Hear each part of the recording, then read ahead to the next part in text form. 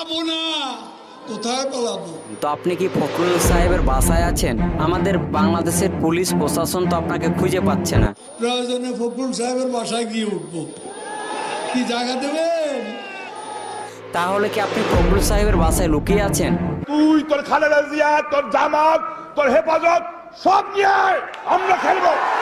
শামীম ওসমান তিনি বারবার বলতেন যে খেলা হবে। আপনি এখন কোথায় আছেন? আপনার সাথে সাধারণ মানুষ খেলতে চায়, বাংলাদেশের প্রশাসন খেলতে চায়। আপনি তাড়াতাড়ি আসেন, খেলা হবে। আসসালামু আলাইকুম সম্মানিত দর্শক, আশা করি আপনারা ইতিমধ্যে বুঝে গেছেন আজকে কি বিষয় নিয়ে কথা বলবো।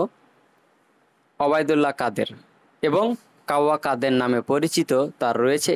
তিনি এখন কোথায় লুকিয়ে আছে, তিনি কোথায় রয়েছে, এখন অবধি তার খোঁজ সঠিকভাবে পায় নাই। তিনি তার বক্তব্যের মাধ্যমে তিনি অনেকই উস্কানিমূলক তিনি বক্তব্য দিয়েছেন। তাহলে আপনি তো পালাবেন না, তো আপনি পালিয়ে তো যাবেন না বলেছেন। আপনি তো ফখরুল সাহেবের বাসায় উঠতে চেয়েছেন, তো আপনি কি ফখরুল সাহেবের বাসায় আছেন? আমাদের বাংলাদেশের পুলিশ প্রশাসন তো আপনাকে খুঁজে পাচ্ছে না। তাহলে কি আপনি ফখরুল সাহেবের বাসায় লুকিয়ে আছেন? আমাদের প্রশাসনের কাছে আমার দাবি, মানে তিনি তার মুখ থেকে বলেছিলেন আমি এ দেশেতে বাঁচবো, এ দেশ ছেড়ে পালাবো না। কোথায় পালাবো? ফখরুল সাহেবের বাসায় গিয়ে উঠব।